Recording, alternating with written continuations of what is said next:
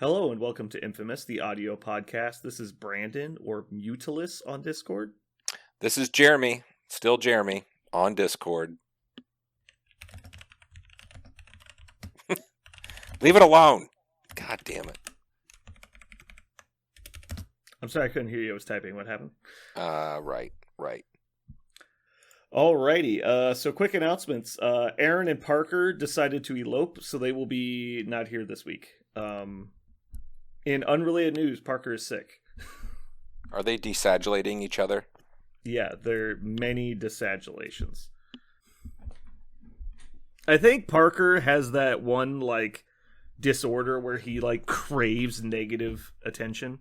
And so he just misses podcasts, so we will, flagellate him or whatever it is. Is that sadistic or masochistic? Which one is that? Is that... masochistic is when you enjoy punishment. Yeah, he's a podcast masochist. I think sadistic is when you enjoy inflicting punishment. I don't know. I don't Google these words a lot. Anyway, his guts are bad again. Guess what? Yeah, no, it's not his guts. It's his throat. He overused his throat again. Yeah, throat guts. In unrelated news, I don't know why that popped this up in my head. We got into an argument over what you call an amount of haggis. What the fuck? It's relevant. Okay, I'm sure it is. Jeremy, do you know what haggis is? Yes. Okay, so I'm not an expert on haggis. All I know is it's a lot of kinds of parts of animals, mostly sheep, and you take a bunch of those parts and you jam it all into the stomach of a sheep, and then you boil it until it's, air quotes, cooked, and then you eat it, right? That's all European foods, but go ahead. Yeah, well, it's generally like a Scottish thing, I believe. Anyway, it's filthy.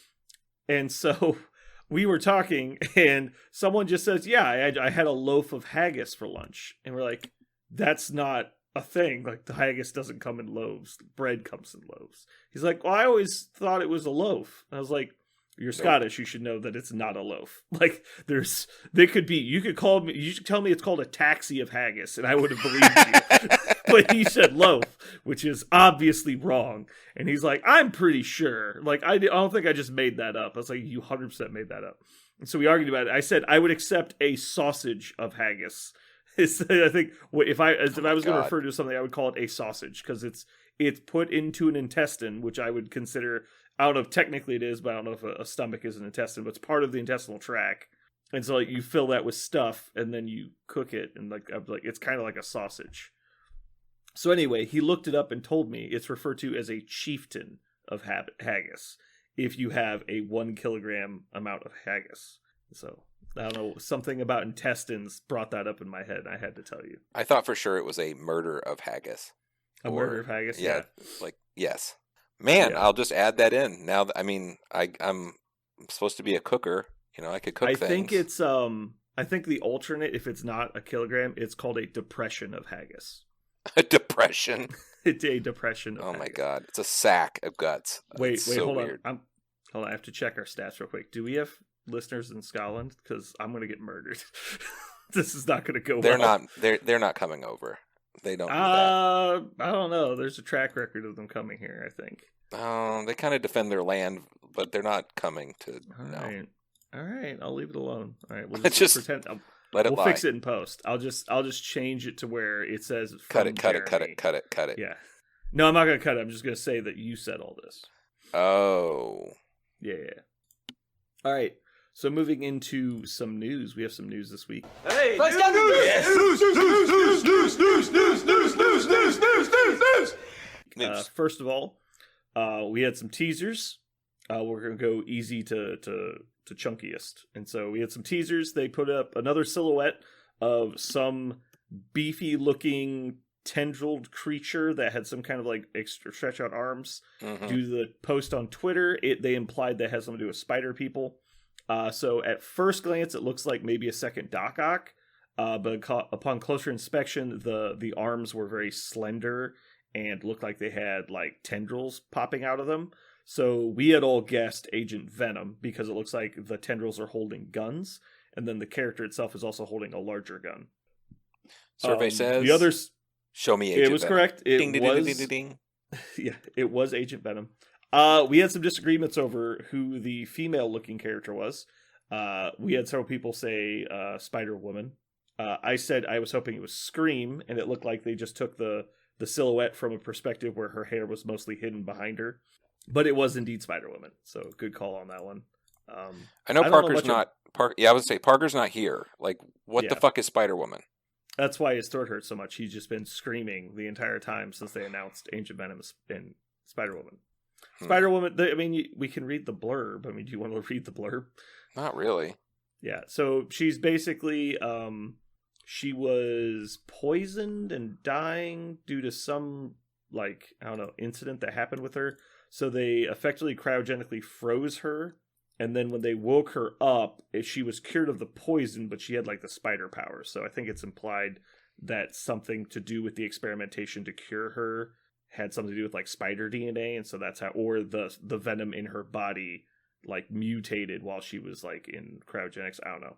Okay, good enough. I'm not the source material guy, unfortunately, but I know it has something to do with venoms and or poisons. Wait. Oh. Yeah, it would have been a poison because it's not. No, it would have been a venom. Yes, it would have been a venom. Every once in a while, our lack of Parker really shows. No, poison is if you like it gets into your body, but like venom is when it uses it's different. Anyway, like a mushroom can be poisonous, but a snake would be venomous. Does that make sense? I mean, for some reason it does make sense, but I don't even know why. Well, the venomous is saying that it will. It's so you could eat a snake that was venomous and not get sick, but if it bit you, that's like the difference. So it's because I could drink a bunch of venom and it would be fine. Is that what you're saying? So poisonous is saying that something about its physical makeup is bad for you, as where the venomous is saying that it has a part of it that it will use to poison you. I don't know the technical term on this, but basically it's venomous if it bites you or stings you and you get poisoned, but it's poison if you just like eat it or touch it and it hurts you. Like the poisonous frogs just secrete like this liquid over their bodies, and so if you just touch them you will get it. Are you Googling it? It looks like you're Googling it. Yep. You're very, very, very close. You're pretty much right on. Toxin is injected into you. The other one is swallowed or inhaled. Yeah, you're right. Coolsies. Well done. Look, see, we don't even need those other guys. You just kind of fucking nail it. We're so good. We're so good at this. I'm the greatest at podcasting. I don't know if anybody's ever asked you before. They ask me all the time. I tell them I'm the greatest. Kind of a big deal. Mm-hmm. Anyway, I'm very excited for Agent Venom. But the thing I'm most excited for, since you didn't read the blurbs, you probably don't know this. I don't. Agent Venom is not Eddie Brock. Really? He is Flash Thompson. Huh. Flash Thompson was his high school bully, and Eddie Brock was his professional bully. And so they're different people, right? Oh. But they both have had the Venom symbiote. Peter Parker is just so unlucky. He is, right? Like what are the odds? Like, how many human beings in the history of the universe have been afflicted by a Clintar symbiote? And all of them hate Peter Parker. It's really weird. Each one of them. Like, every single one of those people have an out for Peter Parker. It's odd. It's almost like someone wrote it down that way. Man. Yeah. Anyway, so I'm very excited because I think that's going to mean that because they're more than likely the alter egos are going to be different, unless it says something like Animosity fucking Eddie Brock or something. We'll be able to play both Venoms in one list, so I'm super excited for that. Man, I'm pretty sure that they won't let you do that just because that would be cool. No, but like think about it. Like they're different alter egos. Yeah, but did they exist in the Marvel universe at the same time? Is it the same sort of like symbiote? No, because they both had the Venom symbiote, right? But think about it this way. If they did a symbiote Spider-Man, his alter ego would be Peter Parker. Mm-hmm. And so you could play all three of them. Maybe it'll just... I don't know. That'd be cool. Hopefully you can. Think about it this way. If they did Mighty Thor, Jane Foster Thor. Trash. She would have a different alter ego than Thor, but they would both have Mjolnir. Would they both be bad, though? Are you picking up what I'm putting down? I am. I.e. the hammer. Jesus Christ. Oh, Lord. No. But that's what I'm saying. I think you're going to Yeah. be able to play both of them. I really hope they do that, and I think they did that on purpose. Yeah, they probably to let will. you do it. You're probably right. Yeah. Let me think. Is there any other examples of that where there's a unique thing on two people? Oh, the shield. Captain America and Sam. Steve and Sam both have the shield.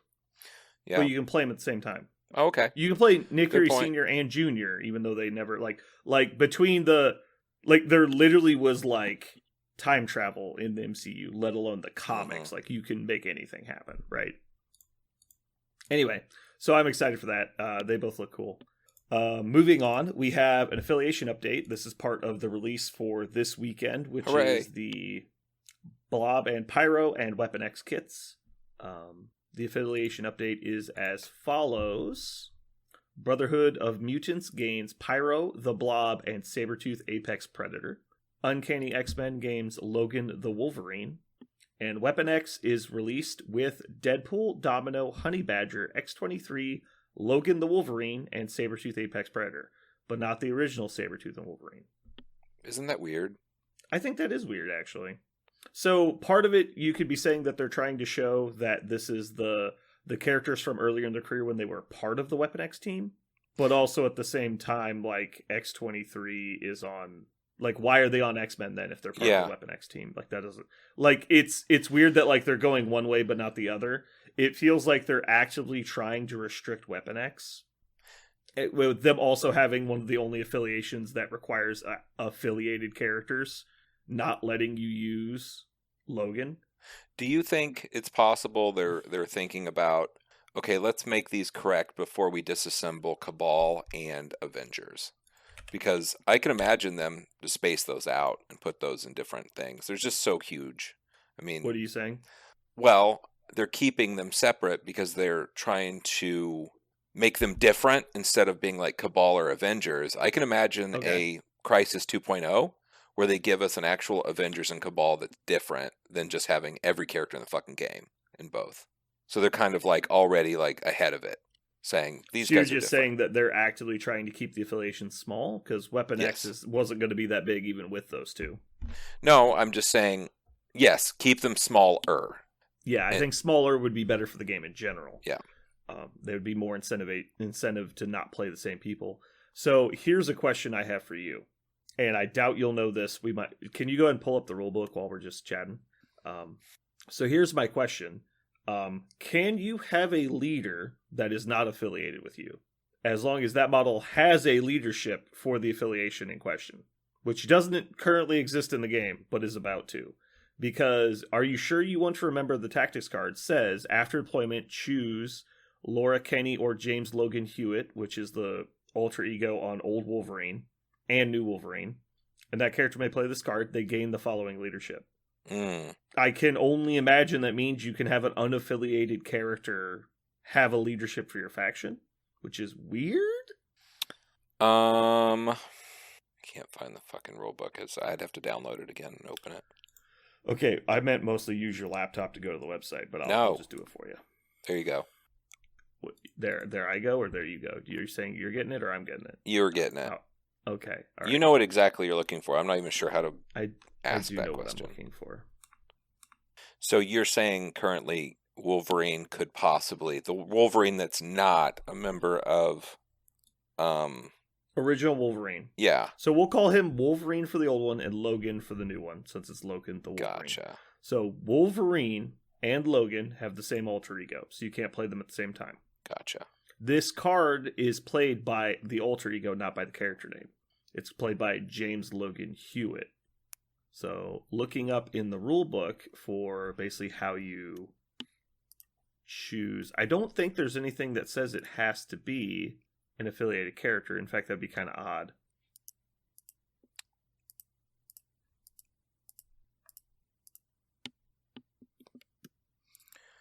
Yeah, so it just says here, some characters' leadership abilities, those abilities may be used only if your squad is using the required affiliation. And so all it cares about is that the affiliation has the parenthesis affiliation name within its title. And so it was you, the leadership, which is the Weapon X leadership, is parentheses affiliation Weapon X. So it doesn't require you to have Logan or Wolverine be affiliated. However, the actual ability requires affiliation, correct? Yeah. So if you do old Wolverine with this leadership and they attack him, you can't use it. You can only use it on the other Weapon X people. And so they could just kill Wolverine and you'd lose your leadership, which is weird. Well, you lose your leadership if your leader dies anyway. What's the difference? Yeah, I agree. I'm not saying that's not true. I'm just saying that it's just odd that you couldn't use your defensive leadership on your leader. That is weird. It just boggles my mind that they made that legal. It's weird. I can't imagine it was on purpose, right? It's just one of those weird. Oh, it's gotta be. I don't think there's any chance that was by accident. Really? You think it took us 8 seconds to figure that out? You think that they didn't know? The developers? Don't put it past them. I do. Don't be silly, man. They're not dumb. They put a lot of time into this game. I guess. But what would be the point? I don't understand. Why would you do that? So that's the question is did they find something they didn't like, or was their goal to they were going to try and make Wolverine good? They're like, I don't think they were ever trying to make Wolverine good. Whoa. Let's not get this out of hand. I don't know. I don't think he's terrible. He's just antiquated is probably the right word. He's not exactly what the meta is looking for. And if he was, he would get played. But his mechanics are fine. He's one of the best fighters in the game. Anyway, yeah, I just thought it was weird that you could have a leader model that wasn't affiliated with you. Now, there's now actually technically 2 ways to do it. We'll talk about the other one later. But it's the only way to start the game with an unaffiliated leader that can't even use his own leadership. It's because it's the only example of that happening in the game where you can have an unaffiliated leader is also the only example of an affiliated only leadership. It's just come on, guys. What the hell's going on? And so I'm just wondering why they decided to do that, right? Because they clearly chose to make those 2 things possible at the same time. So I think it was meant to be a deterrent, they want you to play old Logan. I guess. Again, I don't know what why. I don't know the why of that. It's just really weird. Yeah. Anyway, moving on. So the big one, the thing that was shook up the world last week after our podcast ended. Basically that evening, yeah. Yeah, it was the next morning, right after we recorded. All right, Malekith, the Accursed, was altered via errata. So first off, they made his power cost on Ferocity 3 instead of 2. Oh, shit. And they errated his Conquer of the Ten Realms superpower to remove the second sentence, I think it is. So now it only gives him an additional power. It no longer prevents people from re-rolling their dice. So is he trash? Is he trash He's now? hot garbage now. Yeah, he's hot garbage now. Can't so obviously he's not really that bad. But the biggest thing, in my opinion, the re-rolls was the thing that he needed to lose. Mm-hmm. I think that was because so little of the game could respond to that level of survivability without using dice mods. Because throughout the history of the game, when they wanted to make somebody good at killing, they gave them dice mods. That was unanimously across the board. That's what they did. So the only things that worked against him was Pierce and adding dice. And adding dice is a super premium ability. And by adding dice, they always went as part of the attack. Or usually before the attack. And so if I'm going to let's say do Helios, which is a big dice add, well then he's just going to bodyguard it or use one of his sacrifice or something along those lines. Mm-hmm. So you had to telegraph it so hard that you're adding dice to your attack that it wasn't worth it because he would that's the one he's not going to take. Or he's going to try and limit that ability by dazing the other character that's adding the dice like a Mordo or whatever the other one happens to be, like Iron Man. So it's just such an annoyance that he had that perfect defense. That is probably one of the best abilities in the whole game, is not letting your opponent mod their dice against you. It's so huge, but it's never been on such a big model before. So it was just doubly impactful. The fact that he's also innately immune to stun and hex is just silly. I understand the wanting to make him immune to hex, because that's like so much more impactful versus him than other people. Mm-hmm. But that's what we call counterplay in the business. Like, you're removing counterplay. So there was just no counterplay, right? What were you supposed to do? It's like, I can't mod my dice against you. You have better than average dice, so I can't compete with your efficiency in any way. And then also, you're immune to all the things that you don't want. It's like, so the only thing you could do is stagger him, which wasn't countering him, it's just reducing his efficiency. And so everyone's just taking everything in the game that staggers people and throws people and just getting them as far away as you could. Mm-hmm. And he also was the best at closing the gap back to you, so it didn't even really matter. It was very annoying. The only way to play against him was just massive board control. So yeah, I think this is good. I think the game is definitely better with these changes in place. I don't know that they needed to change ferocity, but they did, which kind of implies to me that they wanted to make sure this wasn't going to be a problem. I think he's just going to be as good as he was, in the sense of they took off easy mode, so he's no longer easy mode, which is point at whatever's closest, attack it, and just start wrecking things. Now you need to really basically wait till turn 2, because he's never has a problem with power. And if somebody does have rerolls or a good way to do that, then you have to avoid it if you can.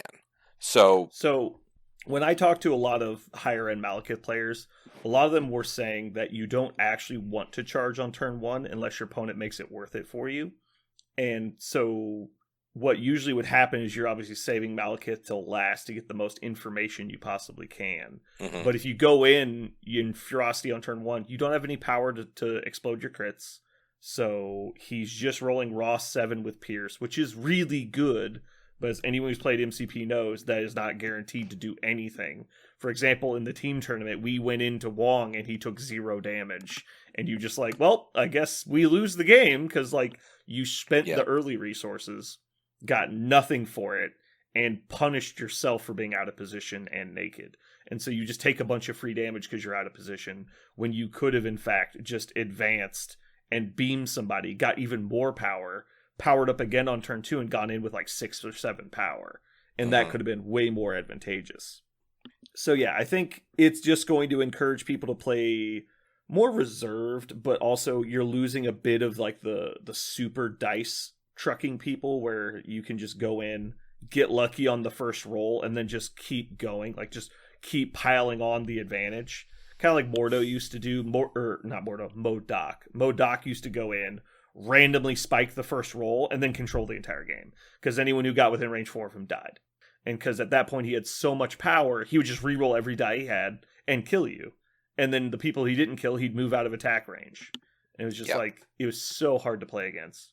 And so you have a little bit more insurance now that he's not just going to spike the first roll and have infinite power for the whole game. I'm just glad it takes him off of, I would say he was probably on 1/3 of the tables.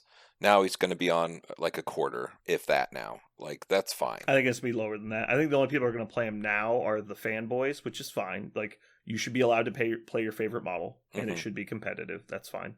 And the people who have tricks for him. Like, people are building synergistic lists around him and not just, I added Malekith to my roster. Look how good I am. Like, that's not going to happen. Yeah. I think there'll be people trying to gimmick getting him 3 power on the first turn, like either putting advanced R&D back in their roster or playing characters like Wong or Inhumans that power share. Yep, I think it's good for the game. I think he's just as horrifying as he's ever been, but just in a different way. I think he's gonna get his job done. Does everything he used to do. The only thing you lost is potentially a first turn charge, depending on your setup, which, like we already talked about, wasn't always the best decision. It was just sometimes the best decision. And then if you were playing against people without dice mods, his defense is the same. Yep. But realistically, I think his survivability got cut almost in half. Because there's factions out there like Cabal and Convocation and Criminals. Like, he single-handedly took Shadowlands off the map. Because they couldn't kill him. Because he had such efficient defense. Like, he's average blocking 2.5. And their average attack does 2.5. They just couldn't kill him. And because their whole attack mechanics were just nullified. So I'm worried that Criminals are going to come back in like a month because people realize that their Predator's gone, right? It's like what happens when you get rid of the wolves? Like all the fucking beavers show up. Like you just gotta deal with it. That's actually a real thing. I don't know if you knew that. Moving on. No, actually, for some weird reason, I did know that. I was like, yeah, that makes sense. Everyone knows that before. Yeah, everyone knows that. It's the beavers. Those damn beavers. Yellowstone National Park, they repopulated wolves into the park, and the first thing they noticed was the rivers changed. And they were like, that's weird. Wolves don't affect rivers, but it's this food chain circle that affected the way the beavers were building dams. Anyway, I'm happy with where he's at. I think it's fine. He's still scary, just like you said, because if people want to take stuff like Dark Rain or Plane of Poldock or any number of other big reroll cards, well, they still have to get them in their list, and they still have to get the matchup they want. But it's no longer like, well, your affiliation relies on rerolls to deal damage, so throw your models away. Like, it doesn't feel like that anymore. Yeah. I think this is another good example of the game developers are paying attention. It's not like they're just letting things go rampant.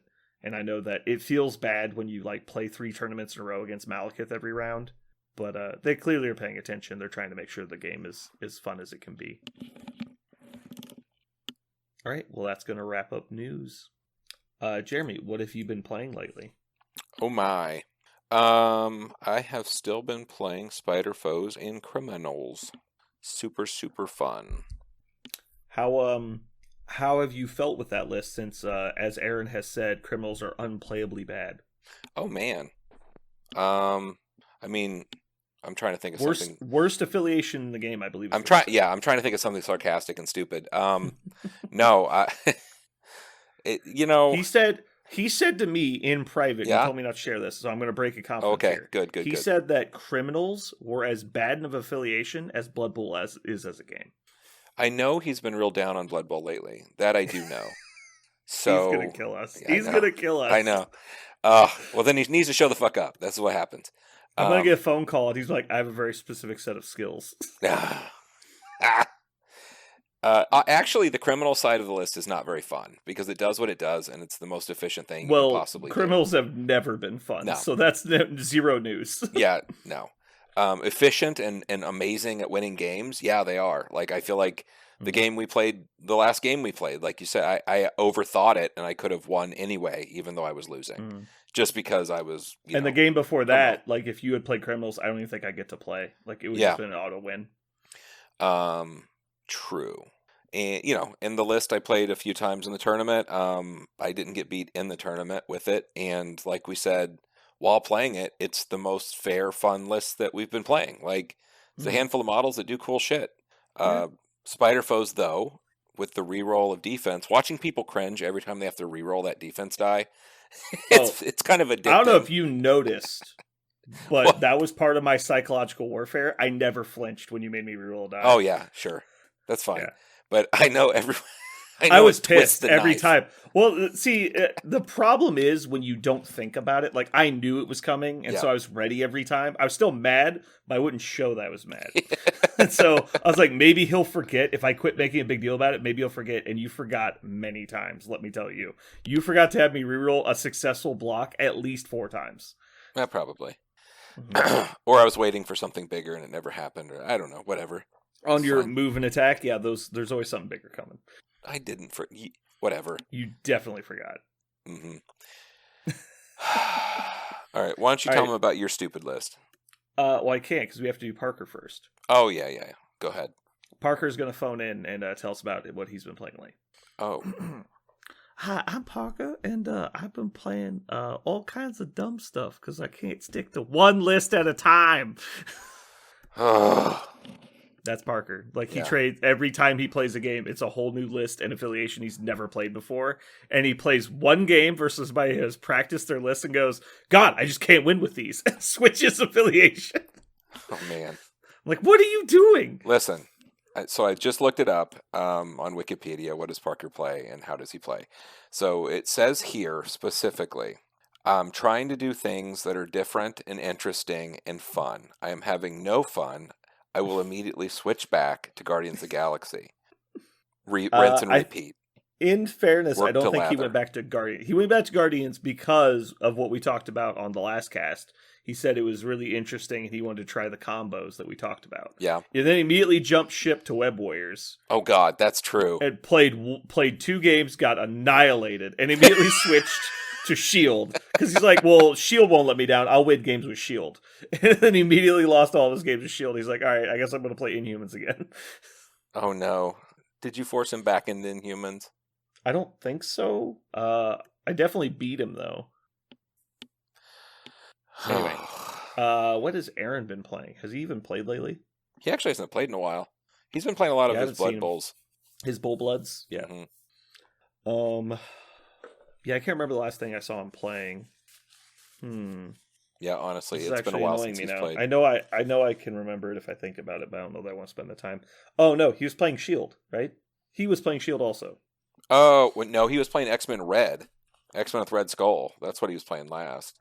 Oh yeah. Well, no, I think he switched back to Shield after that. Oh. Oh, no. He has played a lot of stuff lately, but this is like 2 weeks ago. He was doing Asgard, remember?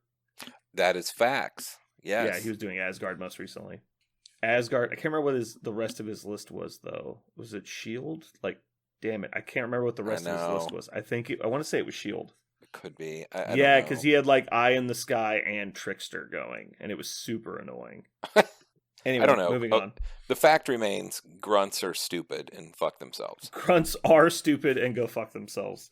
Where's my phone? I need my phone. Pull up my list. And this is going to take us into our main topic, is my list. Is grunts are stupid, go fuck themselves. Yeah, go fuck themselves. All right. Easy there, Captain Strike. I don't know why it's not working. It's weird. What's not working? Punching it? No. Like, if it moves at all now, it kind of pops and weird. Like, there's something up. Don't move it. I'm trying not to. Look, don't touch it. And when you go to touch the mic, don't grab it grab it up by the earphone. I grab it at the root. Yeah, grab it by the root, because if you grab it way up here, they can like hear your fingers rubbing on it. Anyway, moving on to my list. I've only managed to get 3 games in. It's been a busy week. But also like, what was it? Thanksgiving threw everything off. So it was Hydra. I've got Red Skull 2, Scarlet Witch, Venom, Crimson Dynamo, Strucker, Zemo, Zola, Bucky, Mordo, and Bob. I have played fairly not narrow list, but I've only played some of the models because they've been working so great. I haven't wanted to swap them out, and I kept learning when I was playing. So I've only played Red Skull, Venom, Strucker, Bucky, Mordo, and Bob in any of my lists. And let me tell you, those models are all good. I like all of those models. They do a lot of work. They do. You know what I'm noticing? Venom is a god. He is the most annoying piece of shit in the entire universe in this fucking list. The only game, in fact, that Venom has died in was because somebody just did like 8 hits on his injured side and killed him. And I was like, okay, I guess. Yeah, he heals a shit ton. It's so great. Yeah, he owned me our last game single-handedly. Yeah, no, he ended the game at full health and probably took 15 damage throughout the course of the game and was at full health at the end. And never was in there was one time you probably could have dazed him if you wanted to, but you were going to get hit back for it, so it was probably not worth it. Anyway, I haven't gotten to try Crimson Dynamo yet. I think he would be good, but it's just like opportunity cost of not taking Venom just seems not worth it because he's been so fucking good. Strucker is my intended leader.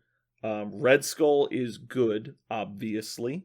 Mordo with Red Skull is extra good because you can up him to 8 dice on the attack. I'm actually worried that I've been cheating because this should not be legal. Let me check the rulebook real quick. All right, grunts. Okay, so I was doing it correctly. I just don't think it's fair. What were you doing? So I did this against you. It's Red Skull's grunts, the Hydra Troopers. Mm-hmm. I guess I gotta type in Hydra Troopers. They do their Hydra Assault action, which is an action. This character makes a move action during its next attack action this turn. This character may reroll any number of its attack dice. After the attack is resolved, the character is KO'd.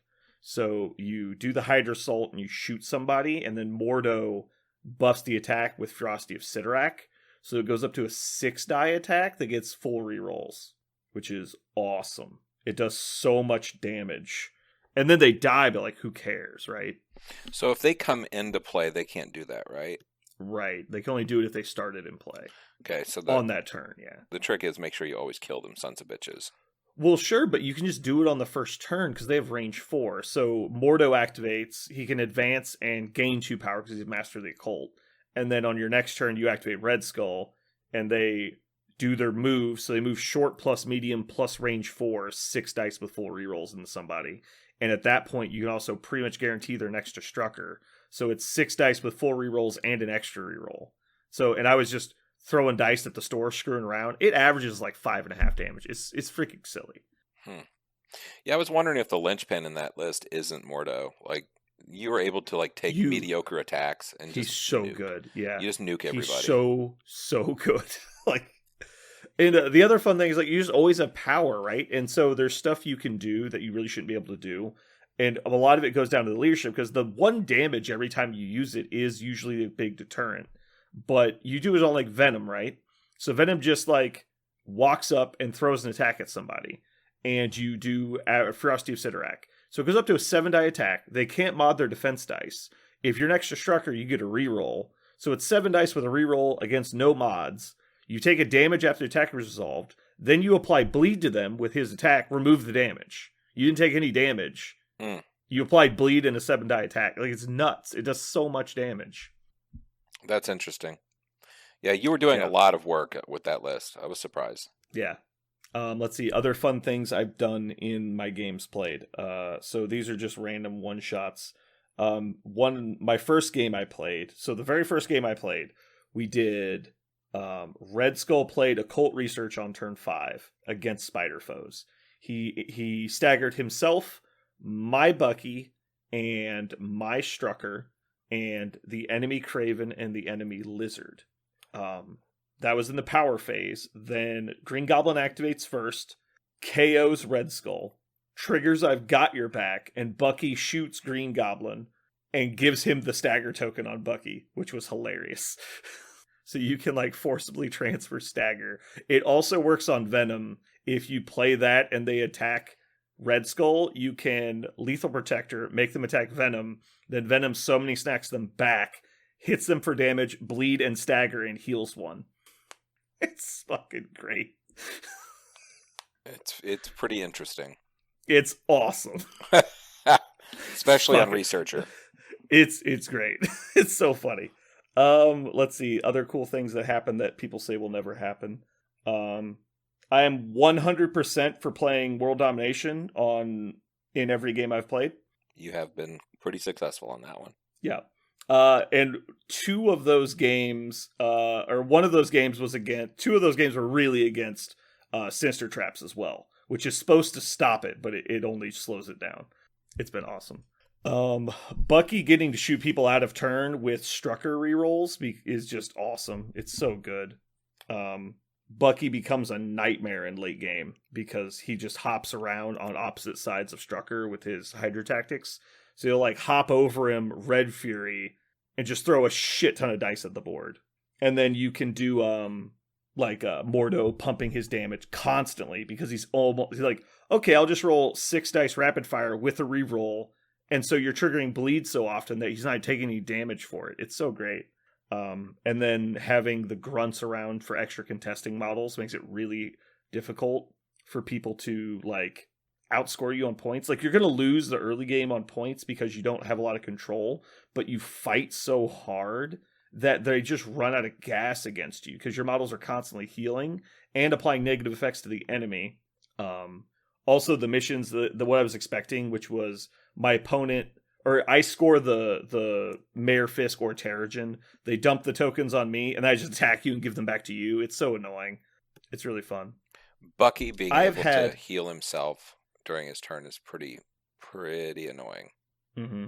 Now for Bucky, it's actually only like 1 point of healing, but everybody else, like you could take easily people like Lizard in the list and apply negative effects to people that you've transferred to your own guys, because Strucker can just give out poison. It's like, what do you do when you're fighting against Lizard and you're poisoned? Like, you just never have power, and you're never going to kill him because he's going to heal 2 damage a turn, and he's got damage reduction. Like, you're just never going to do anything. He just, like, taps you and pushes you off point. Like, go over there. Go away. So great. Yeah, Venom has been a rock star. Mordo's been a rock star. Bucky's been great. But they have to do a little bit extra work because you've kind of got, like, 3 support models, kind of. But not really. It's really just the one. Mordo's more of a support model, but he has so many weird things he can do. Like he can spread the debuffs through their ranks if they try and pile up on you, which I play a lot of like the very narrow missions. And so they're like piling a bunch of people on the researcher. And then you're like, cool, I got like 3 debuffs on this guy. And then Mordo just spreads them to like 4 people. And you're like, cool, enjoy all those debuffs. You're like, oh no. Yeah, I think the only one that doesn't do a lot of work is Strucker, but you have so many other models doing so much work, and Strucker's passive is so good. Though. He's just been rolling so bad in my games. Yeah. Like, he's got... Okay, here is his fucking builder, right? This is his basic attack. Mm-hmm. Energy, range 3, 5 dice, incinerated on a wild. And he has Strategic Genius on his own card. So he's always getting the rerolls. So he's better than average, yeah. That's amazing. If that was the average builder, this game would be insane. And then his spender, World Is Mine, is just We Are Venom at range 2. It's 7 dice physical. He heals for damage dealt. Wow. Yeah, it's nuts. And then Arrogance is funny. I used it against your Mysterio. And so you pay the 2, so Mysterio only gets 1 defense die, and then you play for Arrogance. So they basically don't get to use it, and you do. It's awesome. Oh, and he has healing factor also. So he's healing 1 every turn, in addition to if he applies a native effect, he gets to heal 1. Which he does automatically when he just does Death Spores and gives people poison. So he just heals for 2 every turn. It's got a shitload of moving parts. Yeah, it's a lot of abilities. It's really fun. It's basically just a more interactive version of Spider Foes, is what I've been feeling. But if you don't like a bunch of complex triggers, you should be playing Spider Foes, because they're much more linear, streamlined. Their abilities are very self-contained, as where if you do this Hydra build, it's a lot less self-contained. It's a lot more interactions, overlapping, positioning is way more important. And so there's a lot of stuff I've been missing out on because I'm not used to it yet. It reminds me of Convocation. It's just basically like a go-wide version of Convocation, where Convocation goes very tall. Have you thought about putting different models in there? That's something that you might right, so that's kind of what I wanted to talk about today. I am never going to play Scarlet Witch. It's not going to happen. I was going to say, it doesn't seem like she has a role. Yeah, so she's got to go. I love Scarlet Witch, and I haven't played her yet, so it's possible she has strong synergies, but it's just not enough. Like, you'll never play her over Red Skull, because the whole point was she does damage, but she's not affiliated, and I'm noticing that, like, the list really is built around Mordo helping a ton, and so if Mordo and or Venom are not in the list, they're going in first, and so it doesn't matter. So Scarlet Witch is just out.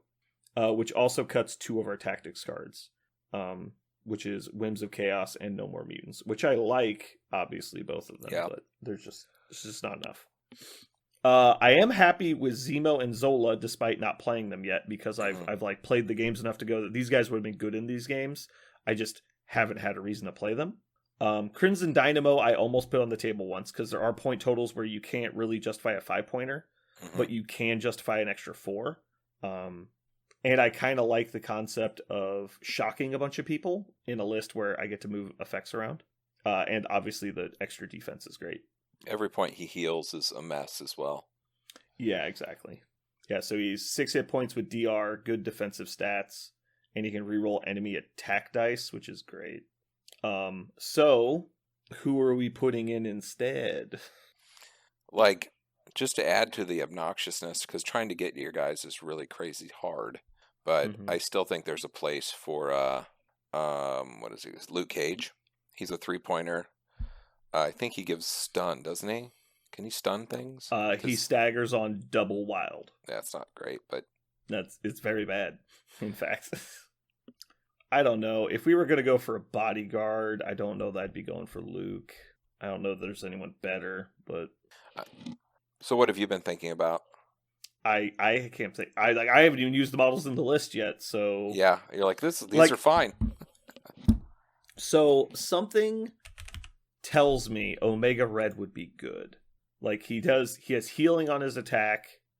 But he doesn't do like a debuff. He just applies poison, and I can Mhm. already put poison on basically everybody I want. So it's mostly that he does like the auto damage thing. Because like if we're piling up on objectives, right? He can Mhm. just do 2 damage to everyone that has poison, which can be literally everyone. Yeah. And then his attacks heal himself. Like that might be really good. And so that could be a 4-pointer I play instead of Crimson Red, or not Crimson Dynamo, be Omega Red. Mhm. kinda like If I was that. gonna put in a 3-pointer, it would be probably Red Guardian I like that too. instead of Luke. Yeah. He can fuel Um, himself. Yeah. Throw any So size. the problem with Omega Red is that he is terrible. So you're overcoming that, but he has some good mechanics. So remove his cards. Carbonadium Synthesizer is an active. Remove all special conditions from him, and he removes 1 damage and gains 1 power for each one removed. So it's Children of the Atom, but for Omega Red only. Oh, it's better than Children of the Atom, sorry, because he also heals, which is hilarious. Yeah. I don't know that you play it, but I have room for tactics cards right now. Mm-hmm. So let's see, who else can we cut? Everyone tells me Zola looks good, but is terrible. He's the I robot. don't really. Yeah, he's the robot guy. I don't really find myself wanting more rerolls, especially at the cost of power. But he does apply negative effects when he shoots people. So I feel like Zola is supposed to replace Bucky in my list. But God, Bucky is such a great late game character. It feels like it's not worth it. Yeah, I can't imagine. I would love to see any other model than Bucky. Right? It's like, please don't. Oh, he took it. Mm-hmm. But getting him on the table gives me access to Scientific Method, which is great. Mm-hmm. And I'm playing Occult Research in every game, and I've only played it once, and it only happened when Red Skull died, and so I don't know that it's worth it. But I love it because it's hilarious, and I don't need cards really. Like the only cards I want are restricted. So, so I like putting in. Because I'm just never, if I'm going to play a 5-pointer, it's going to be Red Skull. I need the affiliated characters. Every time I build it, you can never afford a unaffiliated 5. So yeah. Scarlet Witch is just out, which is kind of what I thought was going to happen. So going for Omega Red, it gets us back to 10. All right, so we end up with 3 4-pointers, 1 5-pointer, and 4 3-pointers. Sorry, 5 3-pointers. I love Bob. Bob is great. I didn't think I was going to like him. I was super wrong. He's basically just an extra Hydra grunt. He throws ridiculous attacks into people at the best times, and nobody ever wants to attack him because there's so many other things to attack. Normally when you put Bob in a list, it's like, do I want to attack Malekith, who's way over there, or just kill this guy on a point? And so you just kill him, and then it's like, whatever. He never gets to do anything. He is so annoying when there's like 3 people next to him because you can't burn the attacks, right? Also, I play Sucker in the list because Red Skull likes bodyguards. And so, like, I'm going to dump my, 10 dice Butcher of Thors into Venom. And you're like, okay, cool, Sucker. And it's like to Bob. And he's like, God damn it. It's like, it's so funny. And he gets a bunch of power over the course of the game. And he just whoop, whoop, whoop, whoop, like across the entire table to like always be in position for Sucker. It's so annoying. Also, you can throw 11 dice missile shots with Mordo. And again, who the fuck cares if he takes the damage, right? Because he's going to be dead anyway. Yeah, I mean, having 2 models that are basically recurring, is really something. And everyone else, it's like playing at Spider Foes. Everybody's like 4 physical with like 6 hit points with DR, and you're like, I can't kill anybody. Mm-hmm. Yeah, it's very obnoxious. It's a real problem. Because, I mean, you're talking about 2 activations. I mean, to kill those, to knock them down, to get rid of them so they're not scoring. Yeah. So you're wasting 2 activations just to deal with those things. That's and wild. Bob and the Hydra Grunt both have 3 hit points, regardless of their defense dice. How many times have you rolled an attack and not got 3 hits? It's plenty. Crippling when you come up short on those guys. And she's like, put Bob in cover, and you're like, can you generate 5 hits? okay, well, I'm probably going to live through this. Yeah. And then he does, and then they get mad that they chose to attack him. I was like, yes, that is what happens when you waste an attack on a worthless model. It's so great. And then when they do kill them, Bucky shoots them in the face. It's so awesome. It's like, oh, by the way, now that you have attacked this model, please take bleed and 2 damage. You're like, well, now I have to shake bleed. You're like, that's correct. Yeah, I mean, the more I've seen those Red Skull grunts, the more it just kind of bothers me and makes me feel like my original thought on grunts was correct. I just don't feel like they're good for the game. And when they made them they can hold control points, they are cancer. They are so overpowered. So the only like argument, right, for Red Skull's grunts being okay is that he costs 5 points. That's the argument. And so the problem is that he's one of the better 5-point models. Mm-hmm. And so then the second defense is, well, at least your plan was already to kill Red Skull. And I'm like, yeah, but like, at what cost, right? Like, how much is he going to do before I get him dead? Because he's going to just chunk damage into people, right? Yeah, I don't know what... So it's not hard to line up the Strucker-Mordo combo stacked on top of Red Skull. And not to mention Zola. Like, you could easily throw Zola in there, too. And so you're talking about the only thing not hitting you is fucking skulls, right? Mm-hmm. He's putting 8 dice with blanks and rerolls into you, like targeted rerolls. And it's like, what are you supposed to do? He's getting 6 or 8 hits on like every fucking attack. And so he just blows people up. Yeah, I mean, he can delete 2 models per his activation. I mean, that's not crazy. It's not even that unlikely for him to kill 2 people. And then his spender attack's actually pretty good too, if I recall. I have never used it because you always just kill people. It is kneel before me. You choose energy or mystic for the attack type. It costs 5, range 2, 9 dice. And then on a wild, after the attack is resolved, he throws a character up to size 4 away medium, which is a pretty good throw. That's a real good throw. Yeah. And the fact that he can just take a damage to get 2 power means that he can just do that on turn 2. Like 5 power seems like a lot. Well, he powers up for 2, and then he can double steal power and get to 6 on turn 2. And so that just means he can move and do that. And it's just like, oh my god. And it's, I guess I didn't say, I think it's 9 dice. Yeah, so it's 11 dice with Mordo.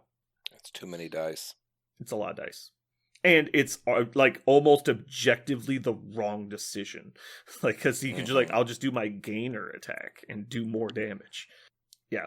So Red Skull's amazing, but everyone knew that. It's funny because I only really put him in the list to be super annoying. And because what I thought would happen is people would go out of their way and focus him down. And that's kind of what happens. Everyone tries to kill Red Skull. Like, they go out of their way, they waste actions to get in range of him. So I don't play him aggressively. I play him very passively. And so people tend to try and dig him out, and then they just get into the middle of my list and get taken apart by the little guys. Because the little guys are just punching up so hard. I think the problem is, as well, like, what you have in your list with Sacrifice and also Venom. At no point can you get to Red Skull unless you allow it. Yeah, like unless especially when I play him fairly far back. It's like I'm just gonna get to within range 3 of the objective. I don't need to contest it. I have my grunt for that. And so there's like, you kill the grunt, and you're like, okay, like, now you die. The grunt back. I summon the grunt back and kill you. Yeah, your turn. And they're like, okay, well, someone else kills the grunt now. I was like, cool. Bucky shoots both of these people. like yeah. This is not great. It's like, yeah, you've killed a grunt twice and died for it. Like, who cares? And so it's really weird to attack. The strongest way to attack it is with strong board control, obviously. But if you have strong board control, like, I have like 6 contesting models in every list I play. And so it's really hard for someone like Web Warriors to take me off of points, and Sentinels definitely can't do it. Because the Sentinels get anywhere close to Red Skull, they just evaporate. And the cute thing for against Sentinels, you just put the grunt in front of Red Skull, and they can't pull him forward until they kill the grunt. So they have to walk to within range 3 of the grunt, kill the grunt, which is horribly inefficient, and then pull Red Skull in. And then he just activates and drops the grunt back and moves away. Why doesn't Corvus get a grunt? Because Corvus is bad for the game. Red Damn Skull it. is good for the game. You know what? I think you're onto something there. I think you're onto something there, I buddy. think you figured this That's out. strong logic. Strong logic, that is. I don't think it's fair that there's. I don't think Red Skull ever needed a glaive. Mm-hmm. It's Force Lightning, just to be clear. Oh, okay. I didn't. It's not the same. He's achieved maximum evilness. He can now use Force Lightning. It's not the same. It's the exact same. All right, so who are we talking about adding? It was a 3-pointer, right? It was Red Guardian? Yeah, Red Guardian would be cool. It's just more reds. Like, I need more red. I got Omega Red. I got Red Skull. I got Crimson Dynamo. I'm going to count. It's going to be great. Blood Red Angels Guardian. with blood rhinos with blood attacks and blood chainsaws. Yeah, so he's got the he's got basically Black Panther Strike, so except it's a gainer instead of a builder, so he just pushes people away. And then Shield Throw, it's the original cap Shield Throw, so it's 4 dice. And then he's got Shield Slam, which is throw up to 3 short. When you attack him with non-mystic, he gets to add blanks on for 2 power. And then when he suffers damage by an enemy or allied effect, which would trigger Mordo, he gets a power. So he can punch you, or he can throw his shield for 6 dice, triggering Ricochet, and then gain an extra power. He takes the damage for it. So throwing his shield gets him 2 power if you do the thing. And if he had poison on him, he can then apply the poison to the enemy and then heal the damage he suffered. And just end up with 2 power. For the listeners up, Jeremy looks very annoyed. It's some annoying shit. It's some real annoying Also, shit. When you're poisoned the entire game, it's so great. Miserable. He's like, oh yeah, all my guys will go up here and check these points. And and you don't find the power core. And then Omega Red runs to one power core and then Strucker double moves to the other one. He's like, congrats, your entire list is poisoned. He's like, well, how am I going to check these points now? Like, you're not. I ain't got no gas. We got to go to Gas Town, get gas, guys. I ain't got no gas. Okay, so Zola, Zemo, Winter Soldier, Mordo. So realistically, I love Zemo, but I don't think he's making this list. Is that fair? I would rather see Guardian than Zemo. Right. So it would rather be, I'm going to play Strucker first, then I'm going to play Mordo, and then I'm going to put Bucky in. And then I'm probably going to put Zola in. So I don't think he's making a list as much as I love Zemo. Uh-huh. So I'm going to take him out and put in Red Guardian. And then I'll try that tomorrow. Yep. Okay, so now I've got... Let me confirm I didn't cut an extra card that I was using. My tactics cards, my 8 are Occult Research, Scientific Method, World Domination, Lethal Protector, Brace, Sacrifice, Trip Up, and Kick 'em when they're down. For people that don't know Kick 'em when they're down, it's basically Dark Reign in this list. Any character may spend 2, choose an enemy character when attacking said character this round. Allied characters reroll 1 die for each special condition the character has. So that's my anti-big guy stuff, right? So we're going to add Comrade's Keeper, which is the Heroes for Hire for Red Guardian. When an enemy character targets an allied character within 3 of an allied Red Guardian with an attack, Red Guardian may spend 2 to play it. So instead of Heroes for Hire, Red Guardian spends the power, which is better most of the time. Red Guardian becomes the target of the attack regardless of line of sight. If Red Guardian suffers damage from the attack and is not dazed, after the attack is resolved, throw the attacking character away from Red Guardian short. So he places within 2 instead of 1, so he can be further away, and he gets to throw them if he survives the attack and suffers damage. It's all good stuff. I like it. It's snazzy. Yeah, Right, people so have been what else? using that much more lately than they have Luke Cage, being that he can just do it himself. He just does it. And so the other issue we were having was I had so little board control that when you played criminals against me, I was like, what do I do other than murder you? And luckily I had a lot of murder you, but I didn't have all the murder you. So I was like, what if he lives? I'm literally screwed. You scored 6-0 on turn 1. There's almost nothing I could do. Venom's shoulders were so tired after that game. Yeah. Luckily, he was blessed with some big-ass shoulders. Yeah. He literally just picked up my entire list. He did. We're going over here, guys. It was so funny. Jeremy just there's no way a shitty 4-pointer can defeat my list, right? Proceeds to murder everybody and contest all the points and get everyone off the points. It was so great. End of the game, there was 1 healthy model. It was Venom. He's just like, this is my point. Yeah. Okay, so I have space for one tactics card left. Do any of these characters have tactics cards I'm not using? Crit Wild, tell me if that's true. Carbonadium Synthesizer, Fusion Caster, the High Council, Uneasy Allies, which isn't actually usable, and Victory Assured. I hadn't considered Victory Assured. That would be fun. What does that do? Suffer up to 5 damage to play this card, including 0. This character may use the attack above shown once this turn. Electrostatic Discharge, Beam 3, 6 dice, 0 cost. If this attack dazes or KOs the target, you gain the stunned condition. When making this attack, add dice to the attack equal to the damage suffered to play the card. And so, for those of you keeping track at home, that could be an 11 die Beam 3. Oh, Lord. Or 13 dice if you so prescribe to the Mordo philosophy. And then you could have rerolls on top of that with either Zola or Strucker. Just for fun factor to 1,000, that seems cool. If we wanted to just keep being stupid, Fusion Caster also gives you a Beam 3. And just do all the beams. Oh my god. High Council, I'm not playing the characters required. So the other option is Carbonadium Synthesizer, which is the one that heals and gives power to what's his name? Omega Red. Which is kind of funny because if I was running Zola, or I was playing Zola in the list, it'd be really easy to give him 2 debuffs, right? And so I could guaranteed practically heal him for 3 points a round. Because he automatically applies poison to enemies within 2. So that heals him for 1. Oh shit. I totally forgot about this. So when people end within 2 of him, they suffer poison, right? Mm-hmm.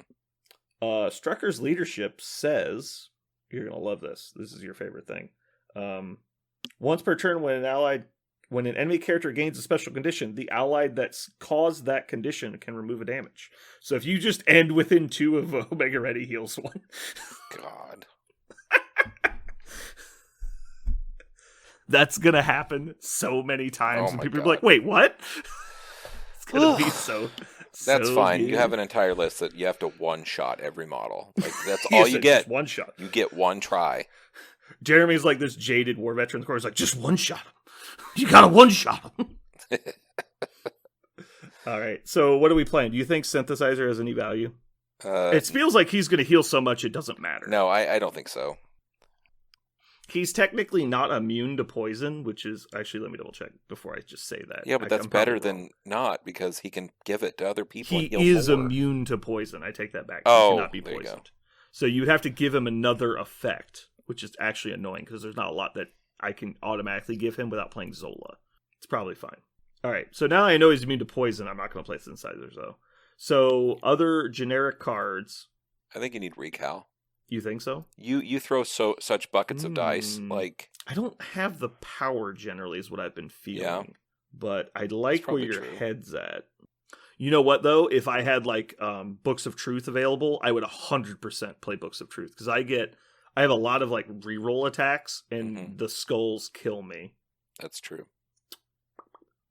Also, you can recal Venom's attack, and the enemy doesn't get to reroll, which is pretty funny. Well, I think just being able to have the ability to, if someone spikes into you real hard, being able to make them reroll that is a pretty big deal. Yeah, it is. No, I don't hate that at all. Escort to Safety also would be pretty funny. You're already on the back table edge. I mean, who's up there doing it? Bucky plays it. That's true. He does have all the power. You're, of the universe. you're right. Also, Mordo plays it, and Mordo's just standing Mordo's in the power back. is When more they've been, nah. it is, flooded. but it gives him something to do because he gets like 10 power sometimes. That's true. Because he generates like 5 a turn. He's just like Master Colt, power up, go. Like that's all he does. It's so funny. Man, now I'm thinking Escort Safety might actually be really good. Let me see. Is it 3? Cost 3. It's only range 3 though, but he's already trying to be within range 3 of everybody, so that lines up. I don't know. What about the one where you just fall back or whatever? Do you have that? Well, it's after damage, which isn't terrible, but I feel like most of the time I'm dead when that happens. So I'm gonna do Escort to Safety for right now. Yeah, that's not restricted, right? No. I think I really like that. I think that was a mistake before. I should have had that the first time. I really like Brace. Brace has come in great. Obviously, I could do Indomitable instead, but I have a lot of people throwing shit at my little guys. Actually, Indomitable would be really good for Red Skull. It's probably fine. I'll do some more testing, see if I need to drop Brace, but so far I've liked it because it's cheap. Okay, so running through the list one more time. We have Red Skull 2, Venom, Crimson Dynamo, Omega Red, Baron Strucker, Arnim Zola, Bucky, Mordo, Red Guardian, Bob. Tactics cards are Brace, Sacrifice, Occult Research, Scientific Method, World Domination, Lethal Protector, Trip Up, Kick 'em when they're down, Comrade's Keeper, Escort to Safety. Missions, we have Demons Downtown, Mayor Fisk, Terrigen Clouds, and then Alien Ship, Senators, and Scrolls. I have not actually chosen reds yet. In all of my games, I ended up with blues. So I'm not sure if the single reds are good, but I feel like they can't really be that bad. If my opponent's plan is to get the extract and run away, I'll just take the blues, and I think I can win almost every game doing that. So I'm really good about just molasses, just covering the board with stuff that doesn't go away. Have you had priority every game? Yes. Yeah, I thought so. Yeah. So that's obviously an abnormality. I'm not going to get that every time. But that really just means I'm not going to play World Dom, right? Because most people don't run the double secures. Mm-hmm. And Demons is whatever. Right? I can't contest the back one, so I just don't take World Dom. Yep. But I do really like being able to put Bob and the Grunt on the Demons and just whatever, I don't care. Go ahead and kill them. What are you gonna do? It's get your 2 points. I don't care. It's but I'm going to kill you while you have Incinerate. So also I can if I have priority, I can put Red Skull in the middle and he can shoot somebody and give them Incinerate and heal a point of damage and just immediately get rid of the Incinerate. Oh, it's so great. It's so amazing that all 3 of my blues give negative effects. Yeah, that's pretty wild. So awesome. I really like Trip Up in here because it gives Stagger and Stun, which is huge against big people. But you can use it on Red Skull. It's okay, well, I'm probably not going to kill Hulk here, obviously. But I can do 14 damage, Stagger, and Stun, and also heal myself because it's guaranteed to fucking do damage. Mm-hmm. And the model that can be within one of them is Bob, right? You could do weird shit. So Trip Up counts? That counts as you applying an effect, and you get to heal off that? Yeah. That's awesome. Yeah. Yeah, they clarified that when a character plays a tactics card, the effect is coming from the character. Yeah, the amount of healing. You should keep a track. This looks so fun. Of that. I will. My next game, I'll get a little life counter out, and I'll keep track of how many I get per game, and I'll make notes. Because it's got to be 10 plus a game. It doesn't seem like that, but you make so many attacks. Mm-hmm. Yeah, I'm just wondering. Yeah, because I mean, Venom single-handedly removed 12 plus damage in that game. Well, Venom's ability did that. That's fine. But what I'm considering is Venom healed him for, I think, 7. Yeah. But he applies bleed on every attack. Yeah. And so it's only once a turn, but he attacks on your turn too if you attack him. That's the big thing. He attacks out of turn, and the leadership resets every turn. And so it's okay, I attack this guy, he gets bleed, I heal 1. Yeah. You attack me, all right, I attack you back, I heal 1. And you're oh, this is actually really annoying. You actually have taken no damage now. And so it just deters them from attacking you, and you just sit there with all the extra power. Yeah, it could be 15 damage at the end of the day, which is humongous. Yeah. Also, you have the awesome thing of applying bleed during people's turns, which anyone hasn't done that. Oh god, it's so annoying.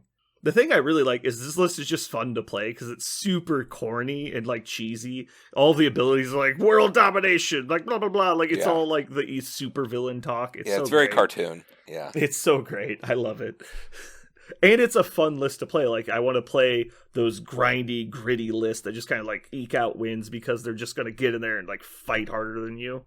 Oh, it's so great. I love this list. There's so many great synergies. Mm-hmm. It's super fun to play if you like that play style of just the gritty, get in the trenches and punch people to death. That's cool. It's cool that you're finding it fun and also keeps you interested. Mm. Well, I knew I was going to like them. I can look at something almost immediately and tell you if I think I'm going to enjoy it. Convocation was the same way. I still haven't gotten tired of Convocation.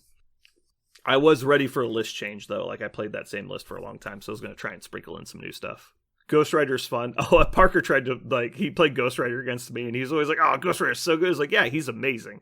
And then, like, he keeps putting him in the wrong spot, and he's like, oh, you take damage for your crits. I was like, you're not within 3. And he's like, he's not. And he checked just be barely. I was like, it's like, I played Ghost Rider for so long. I not only know where he's supposed to be, I know that yours is out of position, and that I don't have to worry about it. Yeah. Yep. Cool. All right, well, that's pretty much all I had to talk about for my list. I'm excited to get more games in tomorrow, and yeah. Are you going to be up tomorrow? I will be up tomorrow. We have a humongous Christmas party at work for the old people. They dance around trees and stuff, or whatever they do. I don't know what they do, but I have to feed them. Who's down in Whoville? Mm-hmm. I have to feed them roast beast and things like that.